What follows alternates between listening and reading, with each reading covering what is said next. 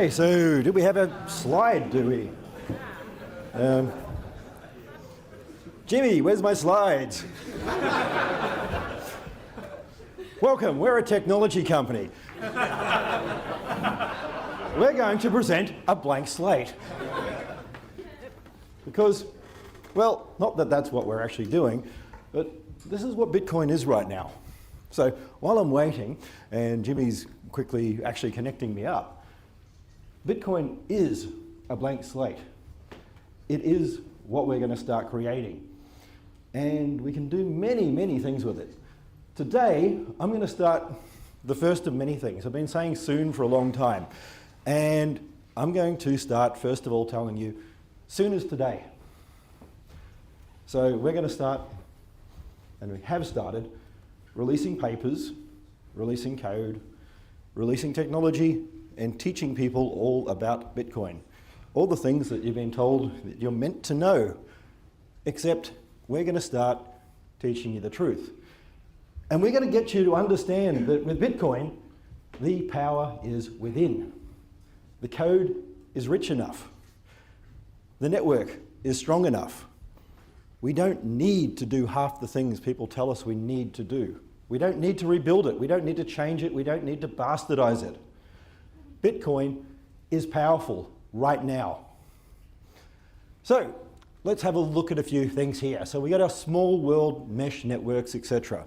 So for those who have done certain types of computer science, mathematics, and graph theory, and whatever else, you'll probably recognize a few different types of things like grids, Watt-Strogoff, Basati, etc. So this is how graphs are really done in reality.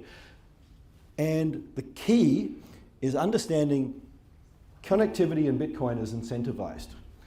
It's not what most people think. It's actually very close to a biological system.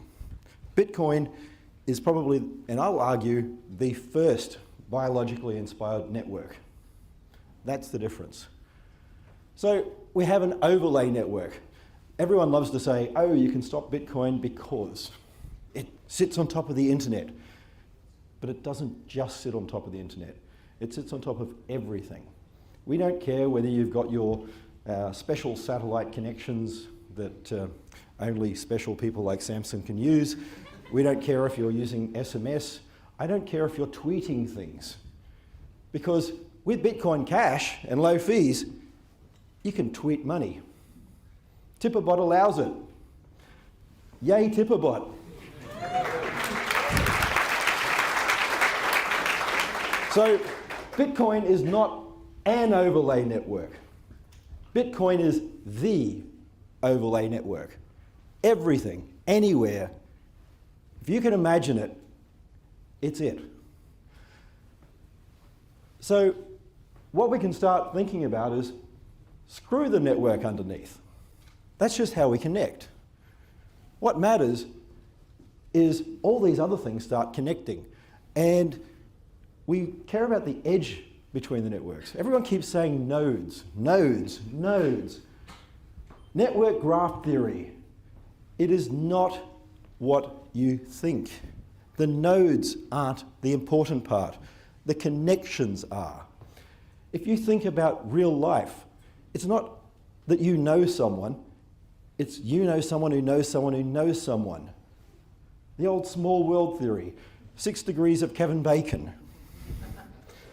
How close can you get to someone? And as we get more connected in this world, the distance becomes smaller. And that distance is important. The smaller the distance, the more connected we are, the closer we are to everyone. Metcalfe's law, everything increases exponentially. We have growth, we have development, we have an economy that becomes something special. So, topography.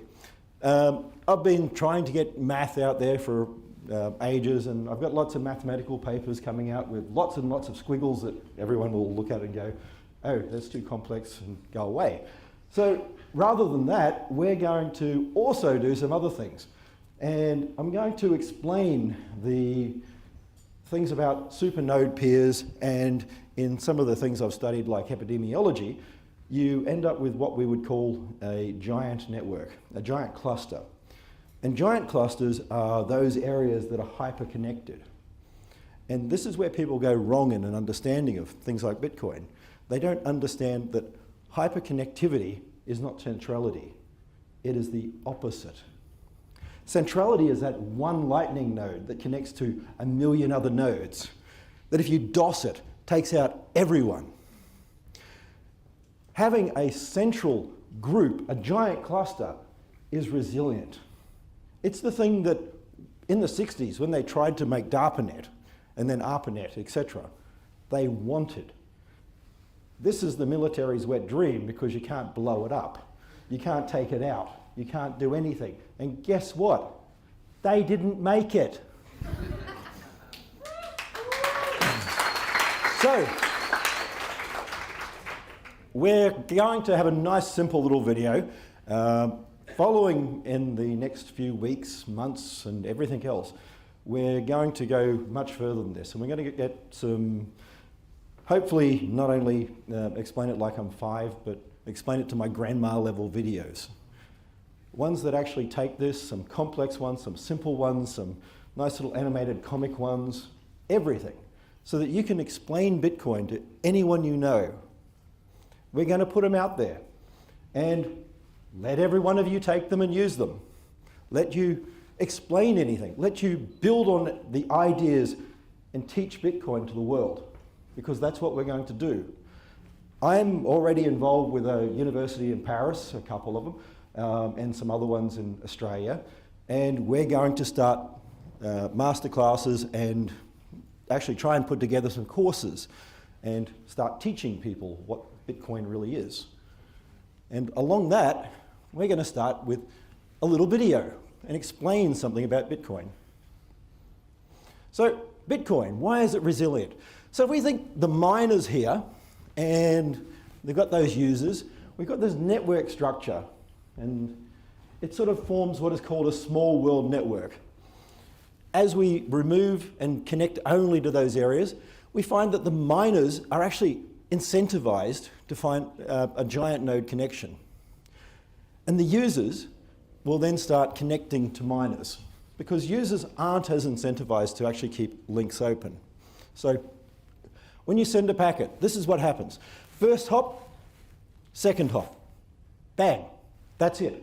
Every miner now has your transaction. That quick. That's why Bitcoin works. There is nothing ever where a hop to a hop to a hop. No miner is ever more than 2 hops away in Bitcoin, ever. If you're, and by miner I'm talking if you're a pool or something like that, you're a miner. Even though there's 100,000 people sitting on you, you're a mining node. Miners are incentivized to do this. Raspberry Pis are not. A Raspberry Pi will open 6 to 8, maybe sometimes 10 edges between vertices and basically very low level connectivity, because it takes processing power, it takes memory, it takes network bandwidth to maintain all of this. If you have to open up many, many connections, your machine grinds to a halt and becomes slower. So all those Raspberry Pis out there end up slower. They take 30 seconds, 40 seconds to transmit a transaction. And what I was showing just before, and I'll go back to the video again, is as you send that transaction, it hits all the miners. And all the miners have that transaction in 1 to 3 seconds. And it can get faster than that as well. By the time any Raspberry Pi decides that's a valid transaction, the miners have either accepted or rejected it. Because miners are incentivized to connect to miners. Every second matters to a miner. Every second. If you can mine 1 second faster, verify 1 second faster, get a block out 1 second faster, you make money. Making money makes people want to do this. We use greed for good. This is what Bitcoin does.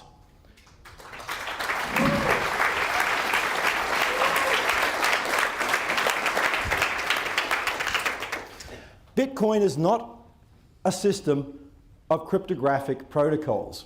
It uses them. It is an incentive system. You can't cheat the system because if you do, you lose money. That's what it's about. So let's go back. Let's go over this again. So we got resilience. We have the notion that if we start taking out these connections between our miners, what happens? Our network is still strong. Because when we have all these links here, you have to take out many nodes. If you take out a miner, that miner loses money. That miner is now incentivized to have DDoS protection. Home users aren't. The miner is incentivized to have accurate transactions. Others aren't. Now, some of the people out there say, oh, we need to make this stronger because we can't trust miners. We can trust miners because miners care about making money. They invest a lot of money in doing this. I've got some people into mining over the last 2 years. I have a friend of mine, Kelvin, who's somewhere around here. And his organisation with CoinGeek, they are mining. They are spending hundreds of millions of dollars to make Bitcoin mining. They care that the system is resilient. If Bitcoin can be attacked, the value of Bitcoin goes down. That means their long-term investment goes down. They are not incentivized ever to allow cheating. He put out a statement the other day, and other miners are going to follow. If someone double spends, your block will be rejected. That simple. Not technical, economic. It's very simple. If you do that and you win that block, you're going to have to win the next few blocks too, because otherwise, fuck you.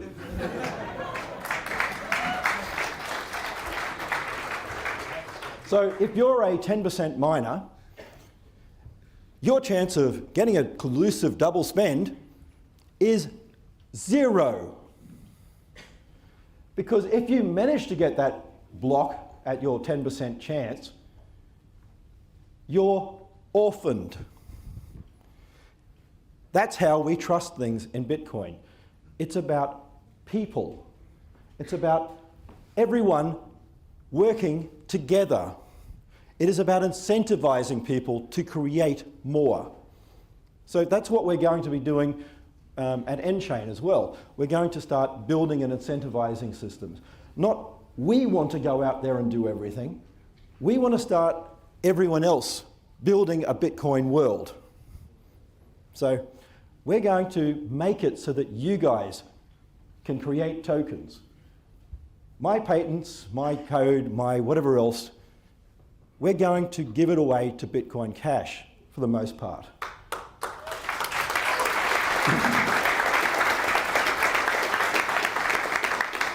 I say for the most part because I've got things also that have nothing to do with Bitcoin at all. So don't know how we can give those away to Bitcoin Cash because they have nothing to do with Bitcoin. So, but that's our goal. We're going to build Bitcoin Cash as an ecosystem. I don't want a fragmented system. To be strong, it's not that we are centralized, it's that we are a whole. To be strong, we have to be unified and united. This is what happened. This is what corrupted us. We became split. We became divided.